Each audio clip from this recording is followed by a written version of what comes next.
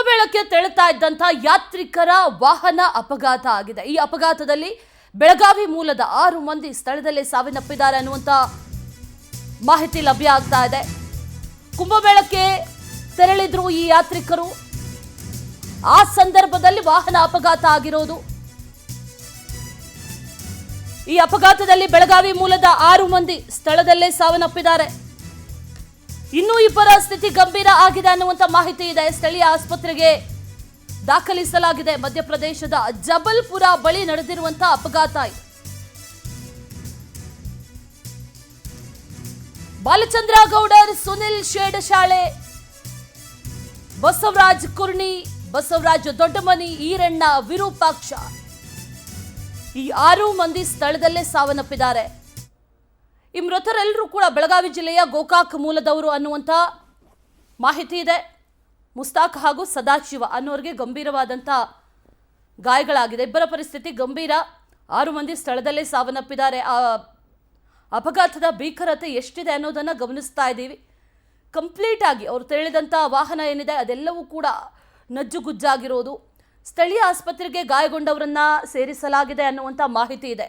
ಮಧ್ಯಪ್ರದೇಶದ ಜಬಲ್ಪುರ ಬಳಿ ನಡೆದಿರುವಂಥ ಅಪಘಾತ. ಕುಂಭಮೇಳಕ್ಕೆ ತೆರಳುತ್ತಾ ಇದ್ರು ಯಾತ್ರಿಕರು, ಅವ್ರ ವಾಹನ ಅಪಘಾತ ಆಗಿರೋದು. ಕುಂಭಮೇಳಕ್ಕೆ ತೆರಳುತ್ತಾ ಇರುವಂಥ ಅನೇಕ ವಾಹನಗಳು ಅಪಘಾತಕ್ಕೀಡಾಗ್ತಾ ಇರೋದನ್ನು ಗಮನಿಸ್ತಾ ಇದ್ದೀವಿ. ಅನೇಕ ಪ್ರತಿದಿನವೂ ಕೂಡ ಒಂದಲ್ಲ ಒಂದು ಅಪಘಾತದ ಸುದ್ದಿಗಳು ಬರ್ತಾನೆ ಇರುತ್ತೆ. ಕುಂಭಮೇಳಕ್ಕೆ ಹೋಗ್ತಾ ಇರುವಂಥ ಯಾತ್ರಿಕರು ಅಥವಾ ವಾಪಸ್ ಬರ್ತಾ ಇರುವಂಥ ಯಾತ್ರಿಕರು ಇವರು ಕೂಡ ಕರ್ನಾಟಕದವರು, ಬೆಳಗಾವಿ ಮೂಲದವರು ಅನ್ನುವಂಥ ಮಾಹಿತಿ ಇದೆ. 6 ಮಂದಿ ಸ್ಥಳದಲ್ಲೇ ಸಾವನ್ನಪ್ಪಿದ್ದಾರೆ ಅನ್ನುವಂಥ ಮಾಹಿತಿ ಕೂಡ ಲಭ್ಯ ಆಗ್ತಾ ಇದೆ. ಕುಂಭಮೇಳಕ್ಕೆ ಹೋಗ್ತಾ ಇರುವಂಥ ಸಂದರ್ಭದಲ್ಲಿ ಅಪಘಾತ ಆಗಿರೋದು. ಇನ್ನೂ ಕುಂಭಮೇಳಕ್ಕೆ ರೀಚ್ ಆಗಿಲ್ಲ. 6 ಮಂದಿ ಕೂಡ ಸ್ಥಳದಲ್ಲೇ ಸಾವನ್ನಪ್ಪಿದ್ದಾರೆ ಅನ್ನುವಂಥ ಮಾಹಿತಿ ಇದೆ.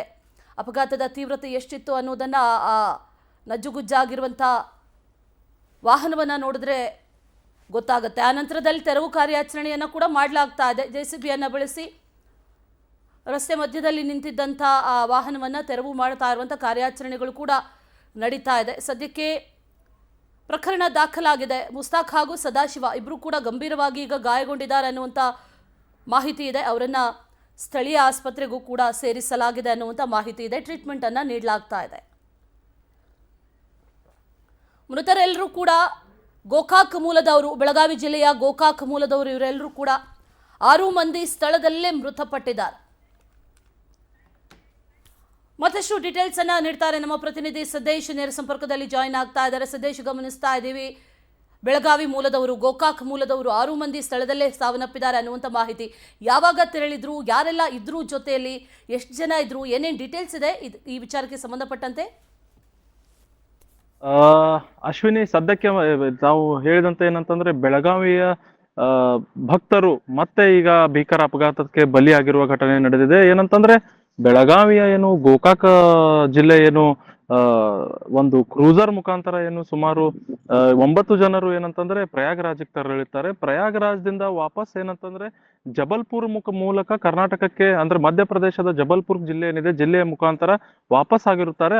ಹಾಗಾಗಿ ಇವತ್ತು ಬೆಳಗಿನ ಜಾವ ಏನಂತಂದ್ರೆ ಈ ಒಂದು ಏನು ಗೋಕಾಕಿನ ಏನು K49 ನಂಬರ್ ಇರುವ ಏನು ಕ್ರೂಸರ್ ಚಾಲಕನ ಏನೊಂದು ನಿಯಂತ್ರಣವನ್ನು ತಪ್ಪಿ ಅಂದ್ರೆ ಅತಿ ವೇಗದಿಂದ ಬರುತ್ತಿರೋದ್ರಿಂದ ನಿಯಂತ್ರಣವನ್ನು ತಪ್ಪಿ ಡಿವೈಡರ್ ಮೇಲೆ ಹತ್ತಿಸಿ ಅಲ್ಲಿ ಒಂದು ಗಿಡ ಬರುತ್ತೆ. ಆ ಗಿಡವನ್ನು ತಪ್ಪಿಸಲು ಹೋಗಿ ಡಿವೈಡರ್ ಮೇಲೆ ಹತ್ತಿಸದ ಕಾರಣ ರಾಂಗ್ ಸೈಡ್ಗೆ ಇದೊಂದು ಕ್ರೂಸರ್ ಹೋಗುತ್ತೆ. ರಾಂಗ್ ಸೈಡ್ ಅಲ್ಲಿ ಅತಿ ವೇಗದಲ್ಲಿ ಹೋದಾಗ ಜಬಲ್ಪುರದಿಂದ ಏನಂತಂದ್ರೆ ಬರುತ್ತಿರುವ ಒಂದು ಖಾಸಗಿ ಬಸ್ಗೆ ಇದು ಡಿಕ್ಕಿ ಹೊಡೆದ ಕಾರಣ ಸ್ಥಳದಲ್ಲೇ ಏನಂತಂದ್ರೆ 6 ಜನ ಈಗಾಗಲೇ ಏನಂತಂದ್ರೆ ಮೃತಪಟ್ಟಿರುವ ಮಾಹಿತಿ ಈಗ ಸದ್ಯ ಬರುವಂತದ್ದು.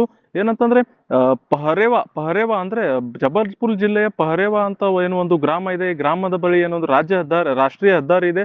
ಈ ಹೆದ್ದಾರಿಯಲ್ಲಿ ಏನಂತಂದ್ರೆ ಈ ಘಟನೆಯನ್ನು ನಡೆದಿದೆ. ಸ್ಥಳದಲ್ಲಿ ಏನಂತಂದ್ರೆ 6 ಜನ ಮೃತಪಟ್ಟಿದ್ದರಿಂದ ಏಕಾಏಕಿಯಾಗಿ ಅಲ್ಲಿ ಫಸ್ಟ್ ರೆಸ್ಪಾಂಡರ್ಸ್ ಏನಾಗಿ ಅಲ್ಲಿ ಸುಮಾರು ಒಂದು ಅರ್ಧ ಗಂಟೆ ನಂತರ ಫಸ್ಟ್ ರೆಸ್ಪಾನ್ಸರ್ ಬಂದು 2 ಜನರನ್ನ ಏನಂತಂದ್ರೆ ಸದ್ಯಕ್ಕೆ ಜಬಲ್ಪುರ ಆಸ್ಪತ್ರೆಯಲ್ಲಿ ಇಟ್ಟು ಅಲ್ಲಿ ಅವರ ಒಂದು ಏನು ಚಿಕಿತ್ಸೆ ಈಗ ನಡೀತಾ ಇರುವಂತದ್ದು. Ashwini. Okay Siddesh, thank you ಡೀಟೇಲ್ಸ್ಗೆ.